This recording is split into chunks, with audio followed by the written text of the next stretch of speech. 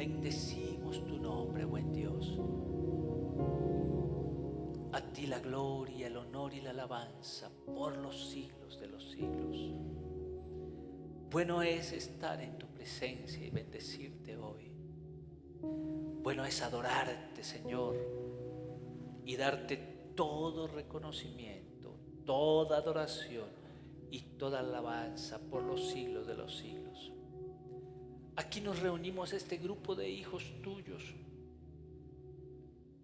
que te adoramos con el corazón, Señor, y que estamos agradecidos con la vida que nos das, con tu compañía diaria, Señor, porque tenemos la firme convicción que tu palabra se cumple en cada uno de nosotros, que nunca nos abandonas, que nunca nos dejas, Señor. A ti toda adoración y toda alabanza. Amén, Señor, y amén. Amén. ¿Cuántos alaban al Señor en esta mañana? Tome su lugar, por favor. Qué bueno verles. Bienvenidos a la casa del Señor en este día. Vamos a compartir la palabra del Señor y voy a invitarles en esta mañana a abrir sus Biblias en Juan capítulo 8. Juan capítulo 8. En este día he colocado como título a la enseñanza algo más que un chisme. Así se llama la enseñanza de hoy. ¿Cómo se llama? Algo más que un chisme. Algo más que un chisme. Así. Bueno, vamos entonces a ir leyendo y a ir viendo lo que en este día tenemos preparado para la enseñanza de hoy. Y Jesús se fue al monte de los olivos y por la mañana volvió al templo y todo el pueblo vino a él y sentado él les enseñaba. Entonces los escribas y los fariseos le trajeron una mujer sorprendida en adulterio y poniéndola en medio le dijeron: Maestro, esta mujer ha sido sorprendida en el acto mismo del adulterio. Y en la ley manda Moisés a que apedreemos a estas mujeres. Maestro, nosotros queremos saber, ¿tú qué dices? Mas esto decían tentándole para poder acusarlo. Pero Jesús, inclinado hacia el suelo, escribía en tierra con el dedo. Y como insistieran en preguntarle, se enderezó y les dijo: Aquel de ustedes que esté sin pecado, que lance a ella la primera piedra. E inclinándose de nuevo hacia el suelo, siguió escribiendo en tierra. Pero ellos, al oír esto, acusados por su conciencia, salían uno a uno, comenzando desde los más viejos hasta los postreros. Y quedó solo Jesús y la mujer que estaba en medio. Enderezándose Jesús y no viendo a nadie sino a la mujer, le dijo: ¿Dónde están todos los que te acusaban? ¿Alguien te condenó? Ella dijo: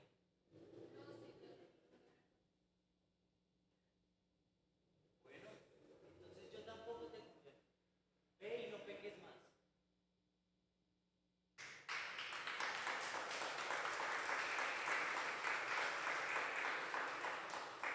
Señor, nos abrimos a tu palabra en esta mañana.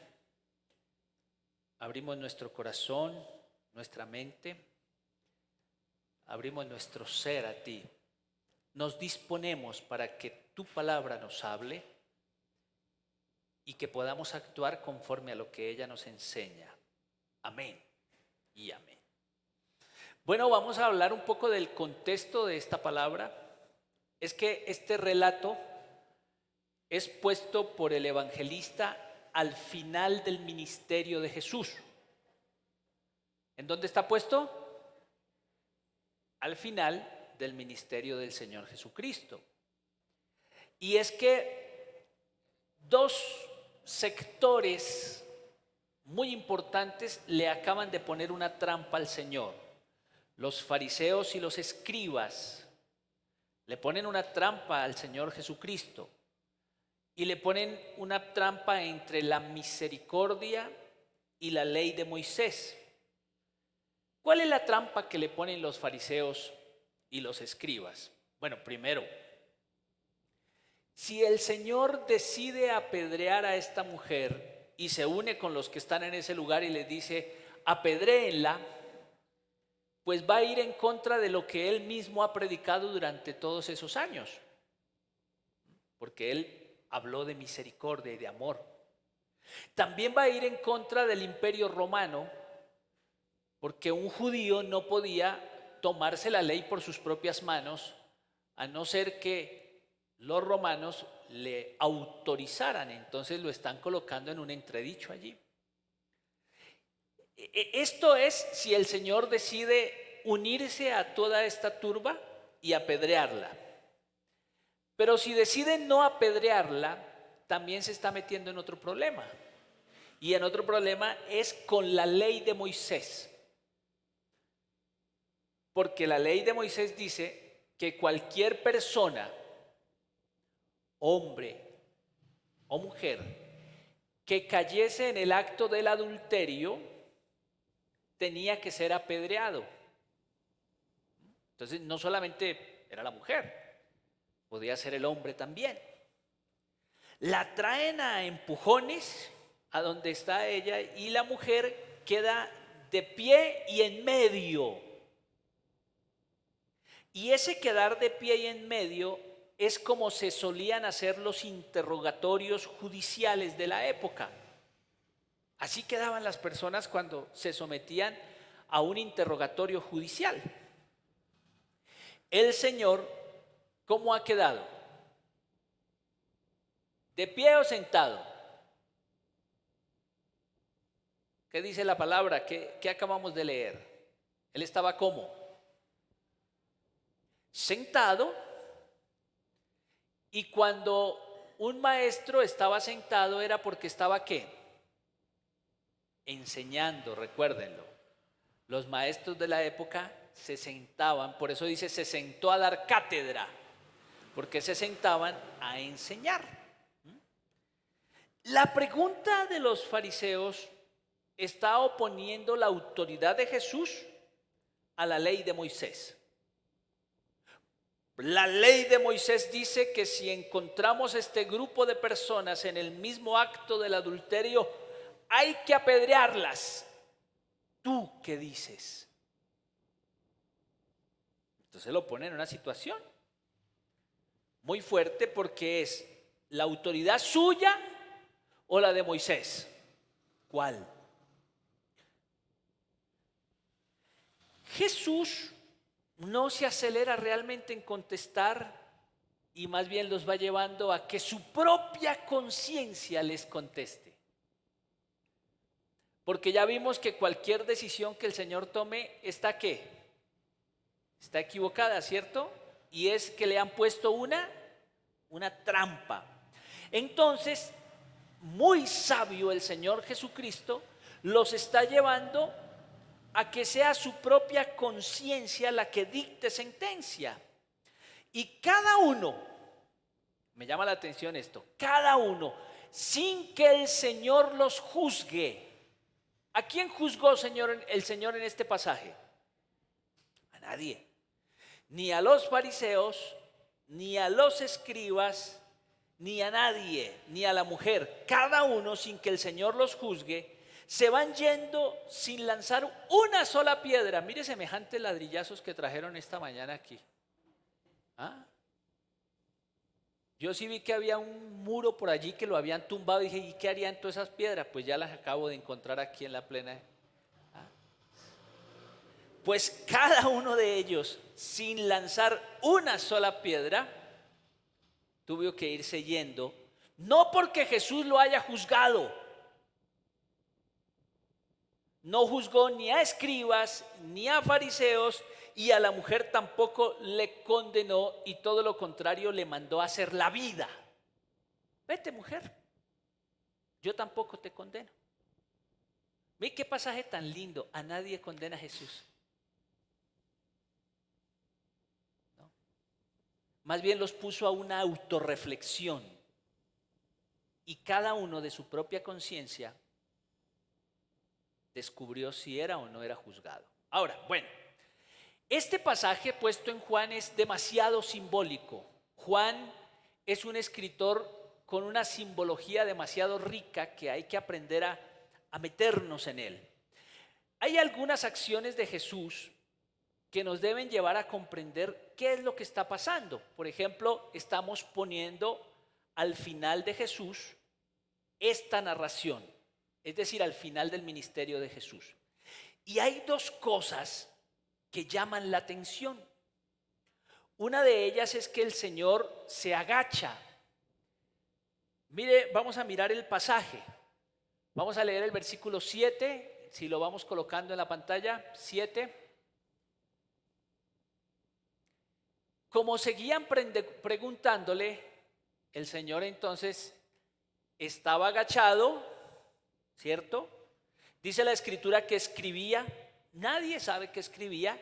Algunos biblistas se preguntan si el Señor realmente sabría escribir, porque eso no lo tenemos claro.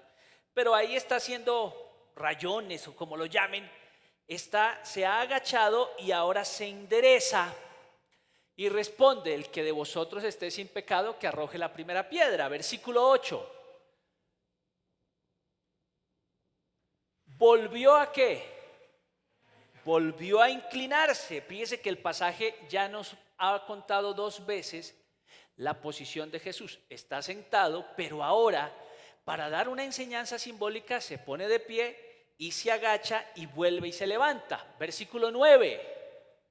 Al oír esto, uno tras otro fueron saliendo, y cuando Jesús se encontró solo con ella, que se había quedado allí sola, versículo 10, se enderezó. En un pasaje tan pequeño, Jesús se agacha, Jesús se levanta, Jesús se agacha y Jesús se levanta. Bueno, algunos han encontrado que este es un acto simbólico con el que el Señor está mostrando su rebajamiento a morir y su exaltación. Se rebaja para salvar. Se rebaja para que en la cruz salve y se levanta para ser exaltado. Entonces, de esta manera el Señor va a reconciliar a Dios con la humanidad. Ese es un acto simbólico muy importante porque sus términos en griego están hablando de rebajarse y exaltarse, rebajarse y exaltarse, y como termina siendo un pasaje simbólico, entonces desde esa perspectiva el pecador es reconciliado con Dios a través de ¿qué?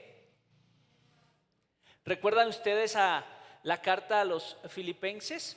Haya pues en ustedes el mismo sentir que hubo en Cristo Jesús, el cual siendo en forma de Dios no estimó el ser igual a Dios como cosa que aferrarse, sino que se despojó, se rebajó, se hizo como uno de nosotros. Entonces se rebaja ¿para qué? Para salvar, y se exalta para recibir la gloria. Que el pasaje en dos ocasiones, siendo tan pequeño, rebaje y exalte a Jesús, pues nos está hablando de cómo Jesús reconcilia a todos esos pecadores de la humanidad. Ahora, miremos la mujer. La mujer, de acuerdo a la ley, tiene que ser apedreada, sí o sí. No hay otra explicación. Esta mujer ha sido sorprendida en el acto del adulterio y tiene que ser lapidada, según la ley. Y aparte de eso, tiene un círculo de acusadores que representan la imposibilidad de liberarse de esa norma. Sin embargo, esa imposibilidad se supera con la palabra del Señor. Déjeme ilustrar un poco lo que estoy queriendo decir. ¿Qué dice la ley?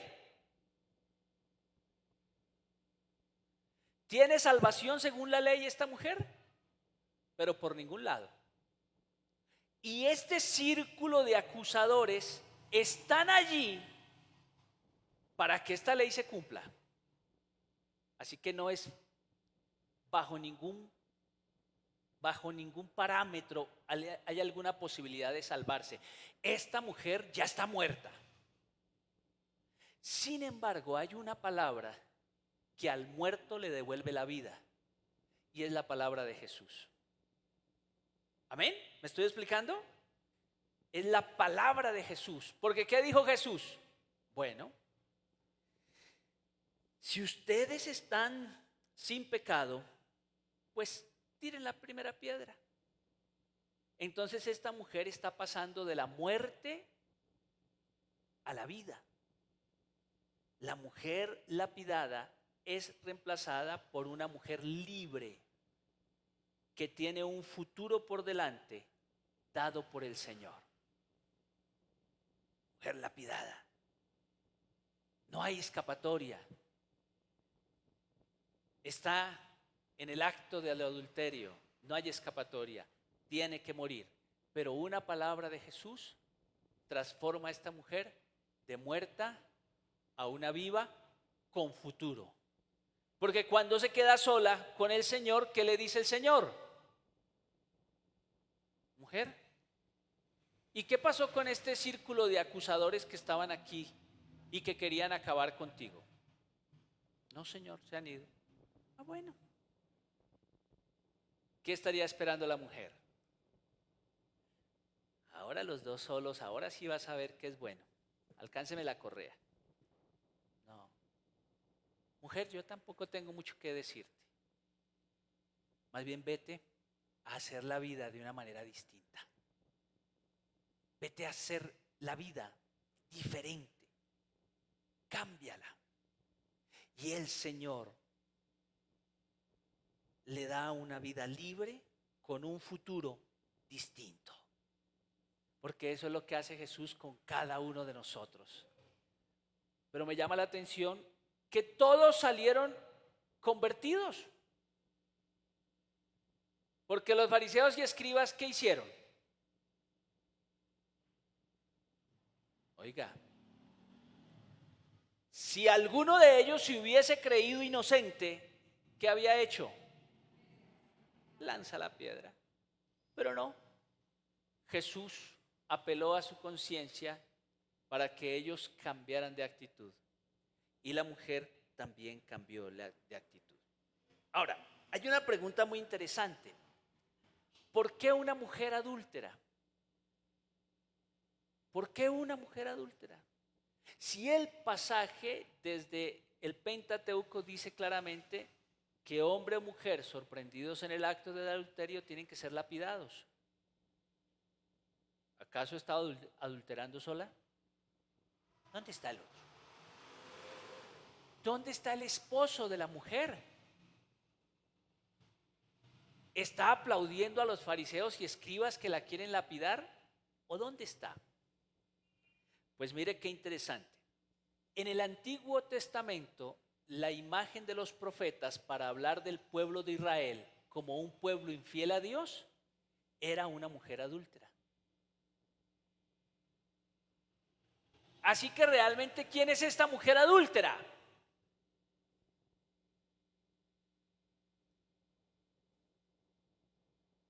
Digan algo, aunque sea herejías, pero digan. ¿Ah? No. Todo el pueblo de Israel. Este es un pasaje que nos está condensando a todo el pueblo de Israel. En el Antiguo Testamento, lea usted al profeta Isaías, a Oseas. ¿Se acuerdan de la mujer de Oseas? Una mujer infiel todo el tiempo. Es la representación del pueblo de Israel, la mujer adúltera para los profetas. Ahora el Señor, el evangelista Juan, nos cuenta esta narración que nos dice que otra vez aparece una mujer adúltera. Entonces, si la mujer adúltera es el pueblo de Israel, ¿Quién es el amante? Más que un chisme, recuerden, es más que un chisme. Los sacerdotes, no, Sonia, no. ¿Ah? Otra vez vuelvo al Antiguo Testamento. Vamos para atrás. En el Antiguo Testamento, la mujer adúltera siempre representó al pueblo de Israel que se fue tras dioses falsos. Siempre, lean Oseas. Oseas pone su vida y su hogar. La mujer de Oseas es una mujer un poquito medio loca, sí, eso. Me sacó de un lío, no sabía qué palabra decir. Medio loca ya. Y después la enseñanza del libro de Oseas es: así como la mujer de Oseas, así es mi pueblo, que se va tras dioses ajenos. Volvamos a Jesús. Llegamos aquí. ¿Quién es la mujer adúltera? Todo el pueblo de Israel. Ok. ¿Quién es el amante? ¿Ah? Los dioses falsos. Todos aquellos que se alejan del Señor, el pecado, todos ellos. ¿Y el esposo quién es? ¿Ah? ¿Y el esposo quién es? El Señor, Dios. Dios. Amén, ¿sí me estoy explicando? Fíjese lo interesante que Juan nos pone semejante belleza y nos dice estas cosas con toda claridad. ¿Sabe qué pasa? La mujer adúltera nos representa a todos. Era más que un chisme. Juan no nos iba a contar un tema de adulterio por contarnos un chisme. Había algo más profundo allá. La mujer adúltera nos representa a todos. Que nos hemos ido tras dioses ajenos. Nos hemos ido tras el pecado. Nos hemos apartado de Dios. El Señor medio nos da como la mujer de Oseas, medio nos dice: ay, me voy a trabajar, y cuando viene ya no nos encuentra y vendimos la nevera, vendimos todo. Así somos. La mujer adúltera te representa a ti y a mí. Pero algo que me llama la atención: Jesús no condenó a nadie, ni a los fariseos, ni a los escribas, ni a las mujeres, ni a la mujer. Los desafió a mirarse a sí mismos. ¿Y sabe qué es lo más hermoso? El Señor abre un futuro con Él para que nuestra vida sea transformada. Ya los fariseos y escribas se fueron tocados, arrepentidos porque se dieron cuenta que no eran tan buenos. Ahora yo tampoco te condeno a ti. Vete, vamos a hacer un futuro por delante, de una manera distinta. Qué maravilloso es el Señor. Muchas veces nosotros no le damos oportunidad a nadie como seres humanos. Eso, ¿cómo es que dice el dicho? ¿Vaca qué? Tira para el mismo corral, tira vaca. ¿Cómo es que dice por ahí? Vaca que cornea, agua cayó por aquí. No es que es así. ¿No es que dice así el refrán? ¿Sí? Eso el que la ha hecho, la vuelve a hacer. ¿Cómo? El que es no deja de ser. ¿Sabe qué hace Jesús? Te abre un futuro. Para Él esos dichos no funcionan. Para Él hay un futuro nuevo para cada uno de nosotros. Amén. Cierra tus ojos. Aquí había más que un chisme.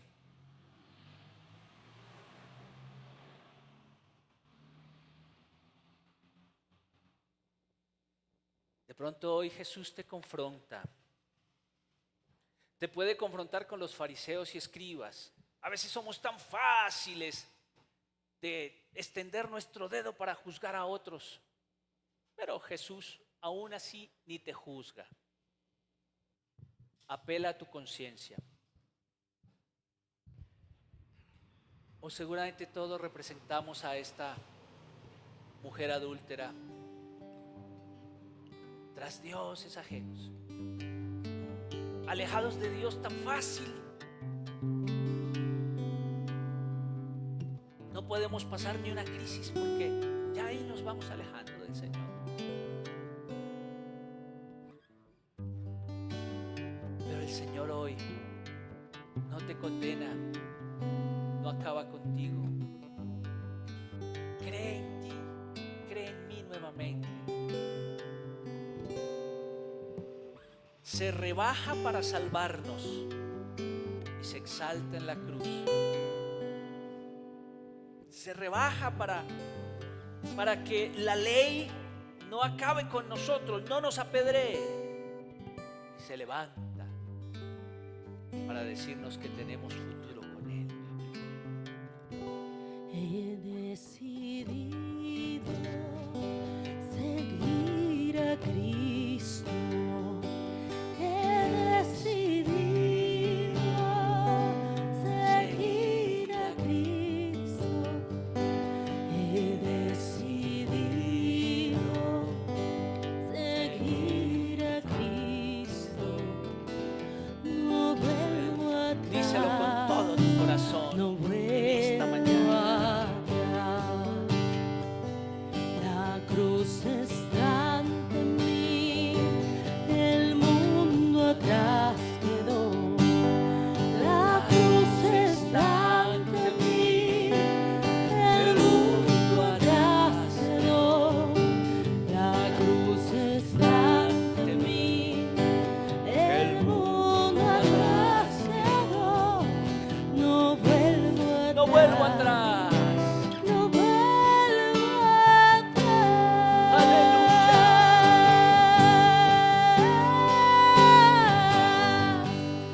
Si tu diestra me ha traído hasta aquí, no puedo callar, no puedo callar. Si tu mano hasta aquí me ayudó, no vuelvo atrás, No vuelvo atrás. no vuelvo atrás. Levanta tus manos ahí donde estás, por favor, y dile: Señor, al igual que la mujer adúltera, aquí estoy, delante de tu presencia. Señor, aquí estoy. Perdóname porque me he ido tras amantes, tras dioses ajenos. Me he ido tras el pecado, me he ido tras cosas que no convienen, tras cosas que me alejan de la relación contigo, Señor.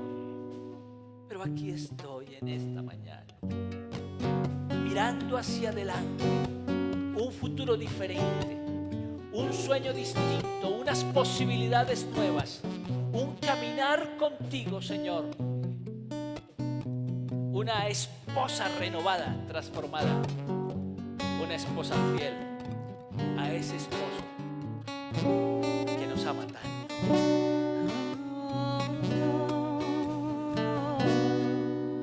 Amarte solo a ti, Señor. Pongámonos sobre nuestros pies y cantemos al Señor diciéndole: Amarte solo a ti, amarte solo a ti, Señor. Señor.